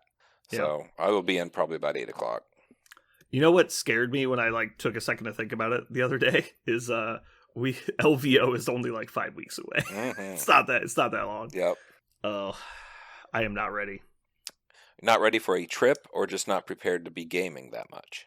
I'm not ready. I wanted to be like super crunchy when we got there, and so instead I've switched to Hydra, and I'm like screwing around. I haven't had I never expected because when did we plan this? What, like fucking March? I never expected I would have like 3 months where I didn't play any games. Mm-hmm. So yeah, it's just I feel super practice, but also I think I'm just gonna go this point and just like look at it more as a vacation and a good first time. I agree. I think that unless there is a major shakeup, a MCP 2.0 or whatever, I think that the lists that we all know are finely tuned and well-oiled machines, one of those lists will most likely take top, and that's fine. I think that, like what I'm playing, and if you keep practicing the same thing, you could easily go 4-1, X1, X2 if you play more games. But I mean, that's fine, right? Like, have some fun. Mm. Or you just, throw a list together you've never played in 4 months and just fucking, top 4 it. That's fine. I'd played the list. Cool. Yeah, I like things are finally starting to calm down now. I've had a lot more fun lately, which has been good. It's got me pretty jazzed to play more games. And also I went through and like revamped how I was storing everything. I was having everything in my car. I'd have to get everything out. Now I've got it all in my locker at the store. So I literally just have to open my locker door, grab the tray full of stuff and pull it out. And then it's just my list, nothing else. And so it's just like, oh, cool. I'm ready to play in like 5 seconds instead of 10 minutes. And it makes it a lot easier to like get ready for a game. Yep. Cool. Sounds good. Yeah. Well, thank you guys for tuning in. I hope you had a good time. Sorry that was only 2 of us again, but I think we did pretty good. I had fun talking about my list. This has been Brandon. This has been Jeremy. And you've just listened to The Gang Eats White Dog Poop.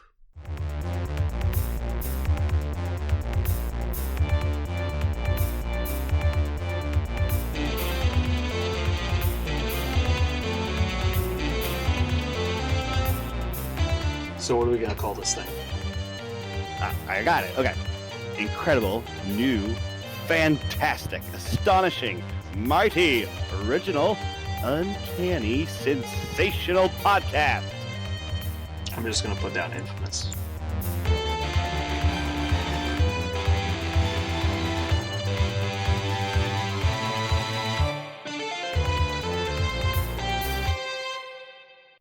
So anyway, what we were talking about, Space Hulk sucks. Space Hulk sucks. It's got some issues for sure. It's not the greatest game ever made, but I picked it up on the Steam sale for like $6, and it's the Deathwing one. It's been super fun. I've been very impressed. So I bought Doom for $3. I'd never played Doom before, and it was pretty fun. I don't generally like first person shooters, but it's more of like a spray and pray game anyway. It's not like a Twitch shooter. Yeah. Which I just find annoying because it's basically, are you willing to put 30 hours into like mastering your hand-eye coordination in this specific instance? And you're like, I guess. And it's like, okay, then the game's incredibly easy. And you're like, oh, what if I don't? Well, then it's impossible. Cool. This sounds like something worth my time. But yeah, so it's just cool because, it's all about like the vibe, right? You just like crank metal music and kill things. Like, that's cool. So this brings more of like the horror aspect because you're trying to accomplish a mission in this really cool setting because you're inside like 40K spaceships, and they're all dilapidated because the Space Hulk is, from what I understand, is like the warp. All the ships that get lost in the warp, they basically collect like the trash islands in the ocean, and they just kind of get compacted together into these giant balls of wreckage, and then randomly they get spit out of the warp in these random sections of space. But because the coolness of the 40K fluff, the humanity's in like this super dark age of technology, they don't know how to create more things. And so all they know how to do is recreate old things. And so like anything better than standard issue is lost to the past. They're considered relics because they don't know how to make those anymore. And so they send kill teams of Deathwatch Terminators into these giant Space Hulks that have been infested with monsters to try and track down old relics. And that's kind of part of the game. You're trying to track down all these relics. So you'll find like this master-crafted power sword, and you're like, oh my god, we lost this like 8,000 years ago when this guy got sucked into the warp. And you're like, oh, we got it back now so we can fight the bad guys. And so that's kind of cool. Is it called Space Hulk Deathwing? Yeah, Space Hulk Deathwing, and then it was the enhanced edition. I don't know what that means. I don't know either. It's the only version of the game I've ever played. But it was on sale for like $6. Yeah, it's on PlayStation 4 now for not very expensive. But, ooh, apparently I have it. Okay. Apparently I have it. Yeah, I wonder I download free games when I can get them. Do what? Oh, 100%. I wonder if you can cross-platform. I assume not. I don't think so. There's very, very, very few games that allow that, even still, which is stupid. Anyway, you should give it a play, because it's basically like Left 4 Dead meets like Doom. Yeah. Well, the cool part, though, is you're building your squad, because there's 3 of you, and 2 of them, I'm playing campaign, so 2 of them are AI idiots. But unlike Left 4 Dead, you can give them orders. There's like an order wheel command thing. So you have an apothecary, a heavy support, and you play a librarian. So you have psychic powers you can use, and you can trade out all the different psychic powers into your like kit you build. And you can choose like any of the weapons Terminators can have, and some that they really can't. So like I have my heavy support guy has a plasma cannon. And then my librarian is wielding a like master crafted like special issue plasma cannon, which is like a rapid fire plasma cannon, which is super cool. And then the apothecary just has a storm bolter right now. But yeah, it's super fun. So you can like tell them to like move to different places to cover doors. You can tell them to lock doors for you. You can tell the apothecary to heal somebody. Well, I've just been trying to relive the Chiefs versus Bengals game and make things right in my world. So Madden. Yeah, I've been playing some Madden. I've been watching my kids play the new God of War Ragnarok. It's freaking crazy.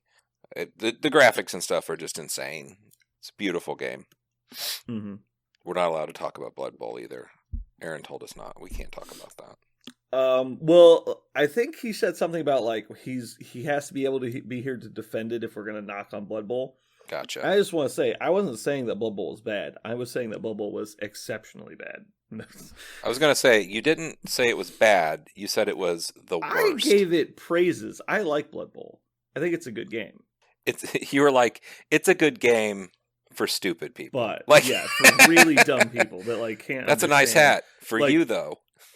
Yeah, like I like obviously like not everything can be chess, and some people need to play checkers, and those people should play Blood Bowl. Like that's what I'm saying. We'll just see how many episodes he decides to miss. He's gonna kill us next week. Yeah. Don't worry, all those people listen to the other podcast. They don't listen to this. They're not worried about us. Richard started a Blood Bowl podcast. That's what I heard. That's what I heard. Good for them. I'm worried that my backup is not recording properly. Okay, we might have missed a couple minutes on the backup recording. We should need it. We are pure excellence at this point. Well, the backup's in case of technological failure, not in case of like bad episode. Oh, it doesn't just fix that? You can't just... No, it doesn't. You're like, the content was terrible this week, and then you just hit the button, and it just fixes it. I just press the big red backup button on the computer, and it fixes it. So at work, I basically had a guy tell me he was going to kill me. That was cool. Yeah, you told me about that. That was awesome. Yeah. I've never had so many F-bombs dropped at me. I told him how you like convinced him to go to HR and then like just threw him under the bus. Yep. He's like, hey man, like, hey, tell you what, like, you know what? I understand that you're saying that you're not being hyper aggressive to other employees, but they're saying you are. Let's just go to HR. We'll get this whole thing straightened out. Gets to HR. This guy's psychotic. What? Starts losing. You almost word for word directly under the bus, and he just perfect. loses his shit in front of a third person. And you're like, goodbye, get out. Man. Like, you're fucking crazy. Yeah, then he followed up with, I'll see you at the meeting tomorrow. I'm like, holy shit, dude, this guy's insane. Then she called him again and was like, you're terminated. You got to get your check and all this. And he's like, what? Why? What happened? Dude, this guy was like psycho. It's totally nuts. So we know. We just hired it. Was this the Hush Puppy guy?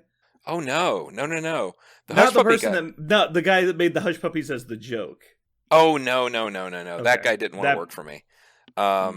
Yeah, that was a whole situation of like, hey, are you vaccinated? He's like, no, but I can. And I'm like, cool, would you do it? He's like, yeah, sure. And I'm like, are you doing it? He's like, I'm going to do it next Friday. I'm like, okay. Next Friday came around and I got ghosted. I'm like, you son of a bitch. Yeah. So yeah. I will never understand that. Why can't people just say they're not going to do something? You know what? In the market today, I have no idea what is happening. No one can tell the truth. No one will just let you know what's up, and everybody can just ghost you whenever, dude. They'll delete block your ass like a bad date. I have no idea. Well, that's like I couldn't even do that. Like if I had a bad day with somebody, I'd be like, sorry, it's just not going to work. And then you delete block them, right? Correct. Like, you don't just start with the delete block. Like No. that's so rude. Like, right? Like just tell them no and move on. Did I tell you how like that guy, after all this happened and like he upset everyone in the building and dropped 1,000 F-bombs on me and was super aggressive. Did I tell you the text he sent me like at 7:00 that night? No. Yeah, it said, oh, by the way, I forgot to ask, where did you get your hairstyle? I thought people stopped using products in it after 8th grade. I was like, are you fucking kidding me? So then I showed my my other cook, and the next day he goes, dude, if I had hair, I'd use product. I was, I was like, I don't fucking know, dude. Oh my God. Those are my people. We do need to talk about it though, because you've got like the blue spiked hair from like Austin Powers 2, like the hit like Mr. Evil's son, who's got what like, I the wouldn't blue give spikes. for that. Oh, Yeah, I know, right? that'd be tight. Dude, that was the hairstyle for 10 years after that movie came out. Like everyone fucking had that hairstyle. Yeah, I wish. So I got the frosted blue tips. No one can stop you. Mm. Maybe So I'll do that. Maybe I'll get the frosted blue tips. So we're hiring for everyone out Oh, there.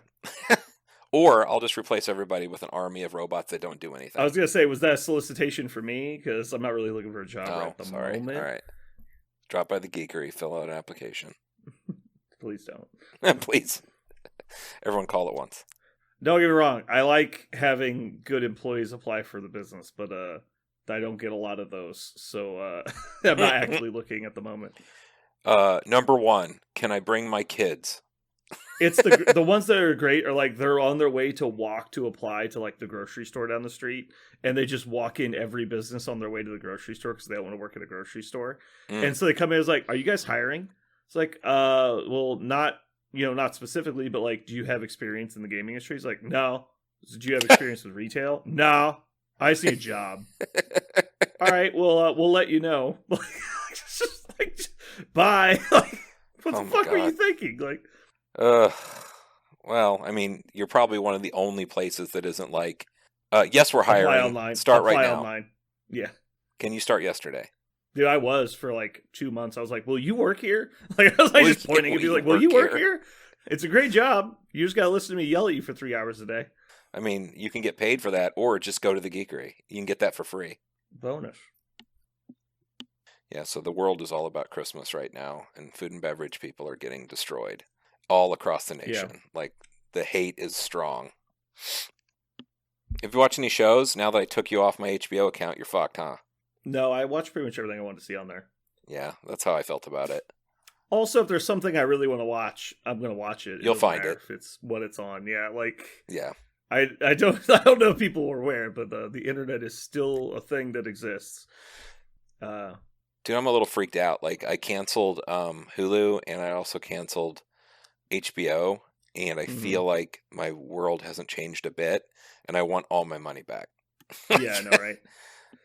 I was going to the gym on a fairly regular basis, and Mm-hmm. then COVID happened, and I stopped because they weren't open 24 hours anymore. And I'm Mhm. like starting to like now realize how much money they've stolen from me because I'm Ooh. pretty sure, even though it's not 24 hours, I'm still paying the normal amount. Ugh. Yeah. Yeah, it's very annoying. You probably don't even Um, live close to them anymore, do you? No, I mean it's Planet Fitness. Oh, 'cause just any one I of don't them. need anything fancy, so there's always one close. And that's the nice things, like you just don't have to worry about it. That's not a good but enough yeah. excuse. Make up a different one. No, yeah, I really need to get. I've actually I just need to get my gym bag together, and I'm gonna Yeah. start going on my day off again. I hear you. Yeah, it's for a long time it was I didn't have the energy, and then it was a long time it was COVID, and then a long time it was we're so busy at work I literally cannot afford the time. And now since I've been at the new house, like my sleep schedule's all fucked up. I have an hour commute, so it's been like really hard to justify going to the gym. Mhm. But now I've adjusted my sleep schedule. I've adjusted to the drive. Now I have time to do it. And I just need to. Now it's on you. Mm-hmm. The rest of it It's been on me plenty, but I'm not lying to myself. I know it's me. Yeah. But it's just been now. There's like I actually have the energy to do it, and I just don't. I'm like, man, if I could just stop being so depressed and eating all this ice cream, I'd be doing a lot better. I had a large blizzard today. I feel great. You're like, I'm not going to eat dinner, or I'll just eat this blizzard. And if I'm hungry, I'll eat a second blizzard. Okay, so yeah, my plan was I'm gonna have a hearty lunch, and maybe I'll get ice cream on the way home, and then I'll just have some rice for dinner, right? And Yeah. that was my plan. So I went to Buffalo Wild Wings, had some wings, Nice. stopped by Dairy Queen for a large blizzard on Hell the way yeah. home. Yep. So and then I got home. I was like, "Yeah, I feel great. Let's just relax, and I'll just have a very light supper, and it'll be fine." And Max comes. So I was like, "We had a meeting at work, so I have 3 large pizzas that we need to eat." I'm like, "God damn it!" so now I'm having man, bacon Alfredo fine. pizza for dinner. You're fine. No, it's. Mm-hmm. I always on those days I'm like, you know what? If I get hit by a car tomorrow and I'm gone, at least I I'm will gonna feel have so eaten bad for that wonderfully. working out I did. Yeah, I will have eaten wonderfully. yeah. My rule used to be when I was doing rock climbing, I can eat whatever I want as long as I work out that day, and so that was my motivation to work out every day. And then I got busy with everything else in life, and that stopped happening. With not working out, you got busy. Well, with then the I not started working out. eating a little bit healthier, but then Yeah. things change. I'm just really intense about all of it. It's just like I'm all or nothing. So it's very hard to get back on the all or nothing when Yeah, like I'm dating someone whose favorite food is ice cream. I'm like, Yeah. and I also love ice cream. I just don't keep it around. you're like, well, that's why we're dating, because we both absolutely love ice cream. It's ridiculous. Yeah. Yeah, She's like, well, I have some ice cream, but I know you don't. I'm like, you've already said enough. Bring it over here. It's like, what do you have in the fridge? They open the fridge and it's just ice cream packed with ice, and you're like, what is wrong with you? Yeah. It's like, I like ice cream. It's like, I don't hate that. I don't hate what you've done.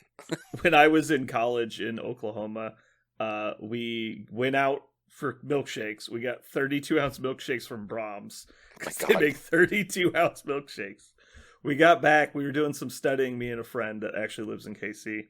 And so I finished my milkshake, and I get out a bowl. And he's like, what are you doing? You gonna have like some soup or something? I just start like scooping ice cream into the bowl. He's like, you're eating more ice cream? It's like, do you want some ice cream? I have extra. Like, Yeah. What? Don't be jealous, bro. yeah. Just get in here. Get a spoon. If God We're cool. didn't want us to eat ice cream, he wouldn't have created it. Like, that's the line. Like, we're allowed to eat it. You know that, right? I make my own money now. I can eat as much as I want. Mm-hmm. I'm a full-grown man in college. I can do what I want. Oh my God. Yep.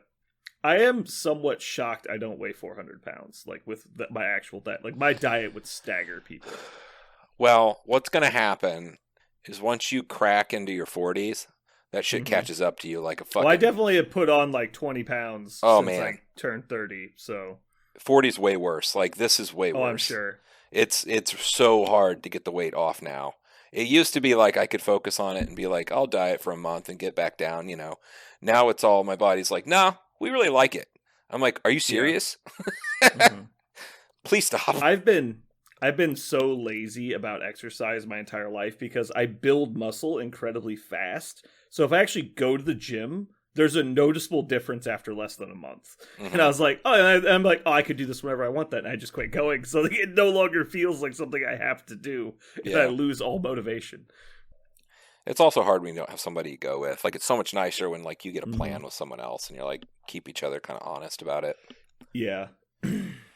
I luckily have a strong enough routine. Once it becomes routine, I'll just Mhm. keep doing it.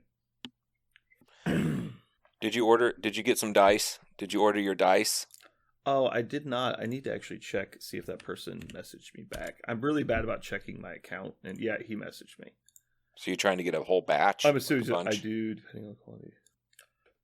So the store I messaged, they said they do discounts for large orders. I just need to tell them how much I'm willing to buy.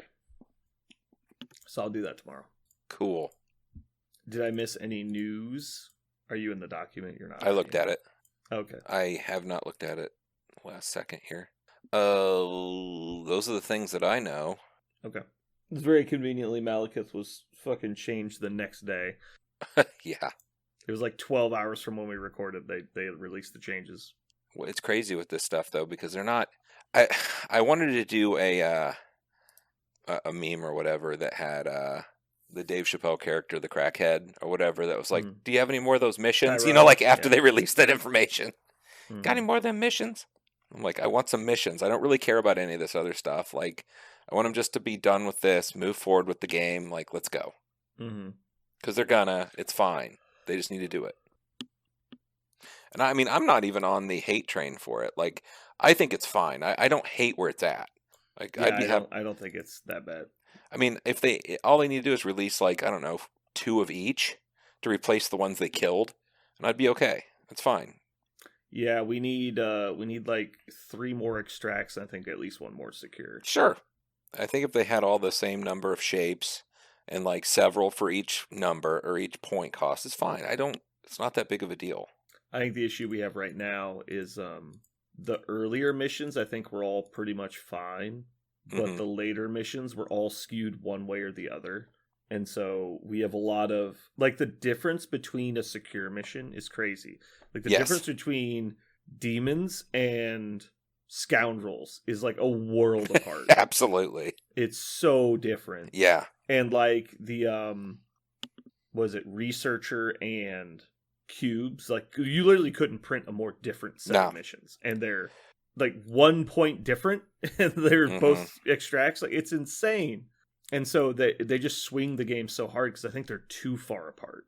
We need more generalized, like when it was back when everything was 4 tokens. But also, like if you look at, I mean, this is probably not pre-ramble conversation, but regardless,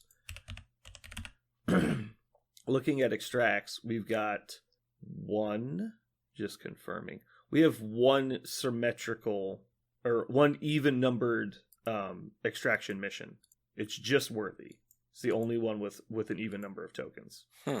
Which I understand they want it to like break up the tying, so you don't just have a game turtle where you go to like turn 16 because we each got 2 and 2 and we'd refused to ever fight. Like that's not something you really want to happen, but that's got to be up to the players too. Yeah. Well, I mean, and they're all kind of in a position too where around turn 4 you start to get really scared. In most games, I mean, I don't know. It seems like most games last somewhere between 5 and 6. Mhm. So yeah, you can't make it too crazy, or you're over in 2. Or Yeah. it's not even. I don't know. Like I say, I don't hate any of them. I just feel like there just needs to be some of the filler for some of the things we lost. Mm-hmm. It is annoying that both of the ones we lost were even numbered or Mhm. equal numbered extracts. Like that's really annoying. And they were a good point total too. Like they were like 18s, weren't they? It was 19 and 15, I think. Yeah, 19, 15. Which are both on like the ends of the curve, right? Yeah. So that is impactful. Because at the time, there was the only 19 extract, and it was the only Bravo extract and the only Alpha extract. So they banned the only A's and B's, and they banned the only 19 and the only 15 at the time. Mm-hmm. Sorry, it wasn't the only yeah. 15 at the time. I don't think they're going to make any more A's. I think they actually could, but I don't think it's going to be on the current A deployment. I think the plan is to update the missions slightly, like the deployments, and then come out with all new missions, because we've been starved for missions for a very long time. And at first we were like, well, maybe we got too many too fast, they want to slow it down. But at this point, dude, it's been like a year, because the last mission it came with Doctor Strange. Really? Yeah, it was that right? the portal one? Yeah, the incursions. Which was fun. I still like that one. It's fun. That just a second. CP64, which was Mordo, an ancient one. So same wave, but I had the box wrong. Good lord, that's been how long? A year? I could check, but yeah, it's been. Yeah, I think it's actually been more than a year.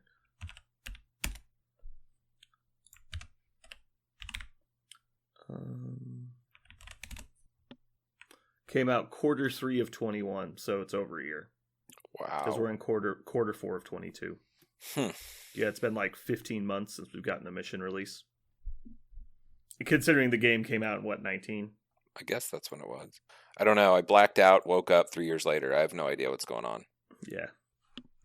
What I can tell you, though, for a fact, is I just went to Applebee's today with my dad and the family or whatever, and I got a riblet platter, and I do not recognize it. I remember getting it when I was younger, when it first came out, and it had these little thin riblet thingies, and they were pretty good. And the ones I got this time were just like hunks of meat on tiny bones, and it was just gnarly and crazy looking and had barbecue sauce all over it. I'm like, I don't know what the fuck this like. I don't know what they're doing. It's so weird.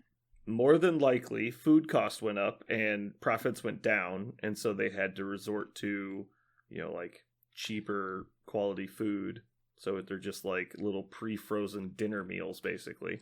All I know is Applebee's has certain shitty foods that I enjoy and other shitty foods that I don't enjoy. They made one of the shitty ones even shittier. Like they always screw me over one way or other. And now they've got me now. Like I can't, there's nothing I want. Have you considered not going to like the most worthless restaurant chain in the entire world? I guess I could. I could consider that. But as a guy who only loses bets, listen. I bet on riblets and I fucking lost that too. Yeah, that's not great. So what are we going to talk about today? We obviously got some news, but what else? I don't know. I mean, I've been playing. My list. That's why I the whole time I was like, yeah, we're going to talk about this. And then, so we've got Hydra list rebuild, because I got some practice symbols. So once again, it's you and me. We'll talk about Hydra. It'll be great. Yeah, I mean, you've got some games in now. I played a few games now of my list, which has been really fun and interesting. Yeah. But, I mean, they're just not shaking nothing up, man. Something needs to drop. Yeah. All right, so are you ready? You ready to dig into this raw, earthy mixture we got here? Yes. It's poop. Listen. It's poop. I'm not gonna lick the white dog poop. I got a belly full of white dog shit. You're gonna come in here and lay this crap on me? Oh my god. All right, here we go. You eat the white dog poop. You eat the white dog poop. I'm not eating the white. I've got a belly full of white dog shit.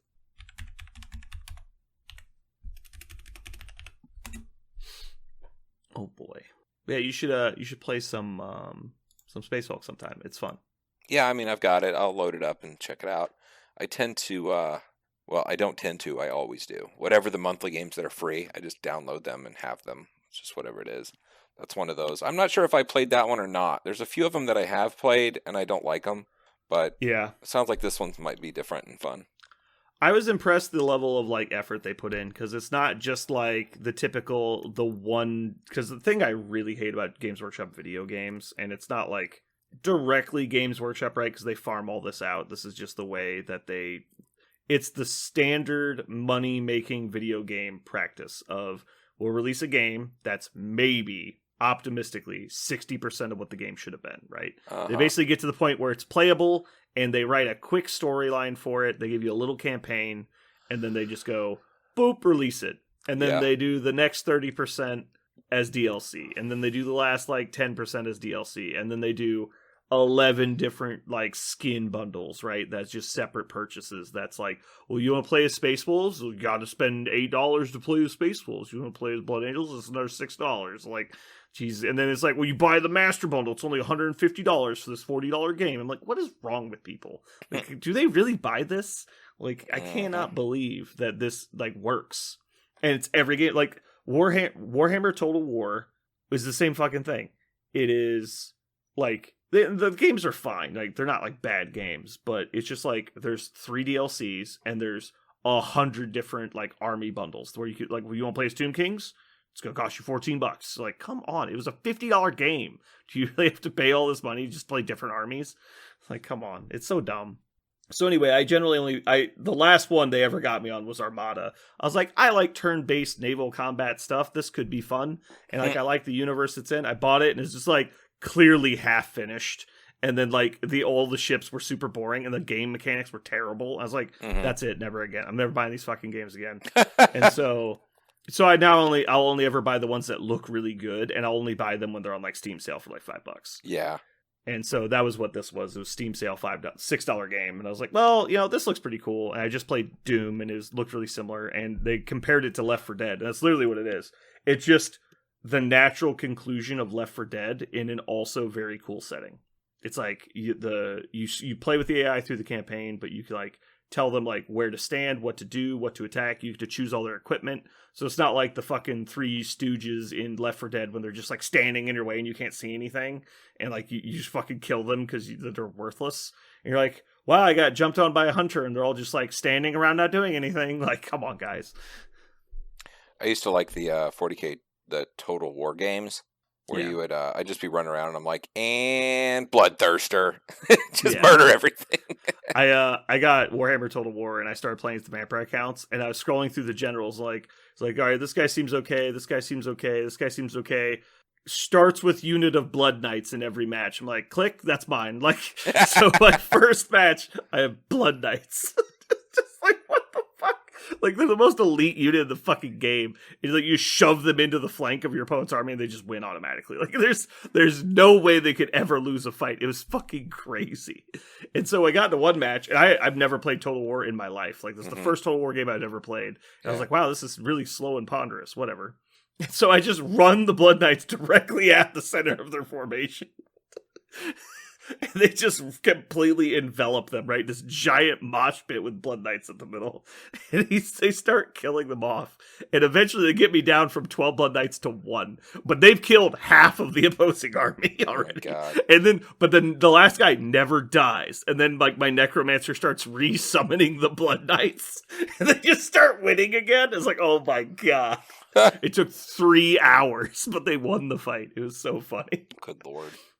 And so, yeah, I love Blood Knights from Warhammer Fantasy. Like, the concept of that, the whole Blood Dragon vampire lineage was so cool. And when they switched away from the different houses, I was so pissed because they just ruined all the fluff. It was so cool. Anyway, so yeah. I really liked Left 4 Dead. I played it just out of high school, and a lot of my friends played. So we always played as a group, and we were just like, every day we'd do a different one of the missions. Mm-hmm. And so it was super fun. And it reminds me of that a lot. But you get to use like all of the cool 40k guns instead of like the difference between an M4 and a fucking AK-47 is like 3 stat points or something. Like, it doesn't matter. Yeah. But like, what do you loaded? I was like, I have a Thunderhammer and a Storm Shield. I'm gonna just hit people in the head with a hammer. Well, what do you have? I have an Assault Cannon. You're like, oh, okay. These weapons know what they're about. Yeah. The Heavy Flamer is fucking nuts. It's just like, if they are within 50 meters of you, they are dead. They're just fucking dead. But if they're outside 50 meters, you can't hurt them. What is so you have to like run at them. What is the Heavy Flamer 40k tank? There's like some sort of crazy tank, right? Yeah. So the Heavy Flamer, it technically would be... It just looks like a gas tank on the back of some like fucking tracks. It's the Hellhound. You're thinking. Yeah. That's what I was thinking of. So it's not technically a Heavy Flamer, but yes, it's the flame tank. Yeah. Then the Blood Angels have a alternate version of the flame tank, which isn't as good, but it's a Space Marine vehicle, so the vehicle's better, but the gun is worse, I think. But yeah, super super fun. Cool. But yeah, the main character in Space Hulk is a librarian. So like right now my 3 powers are Shockwave, which is just like a bubble of force that pushes everyone away from you for when you get mobbed. And then you get Force Lightning, which I think is called something else, but it's Force Lightning. You shoot a lightning bolt. And then the other one I have is called Inferno, and you summon this tornado of fire, like hellfire, and it moves away from you and follows your cursor in a line, and so you can like steer it into mobs and stuff. It's really fun. The fun part about the board game was like the Stormbolter and the Assault Cannon were super overpowered. They would kill everything, but when you're rolling the dice to attack, if you got doubles, they would jam. And so you'd have to stop and fix the reload and like clear the chamber. And that 1 second it would take you to clear the jam would get you mobbed and killed by Gene Stealers because they're running at you at like 60 miles an hour. And it's like, I'm either going to kill all 12 of these guys or I'm going to roll doubles and die. There's just no in between. And so it's very like, oh shit. Like, it's very funny. Yeah, right now I'm having a lot of fun with the Plasma Cannon. Plasma Cannon's fucking nuts. You shoot this little ball of energy, and anything it touches turns to fucking confetti. Like, it just vaporizes them. It's so funny. So it makes it like that's the sound it makes when it hits things, and it just turns them into mist. It's great. So I've given my Devastator guy the Plasma Cannon, and I have the modified, master-crafted Plasma Cannon that I'm using. I do miss the Stormbolter, though. Oddly, the Stormbolter is like kind of the best weapon. Well, lots of them have them. Yeah.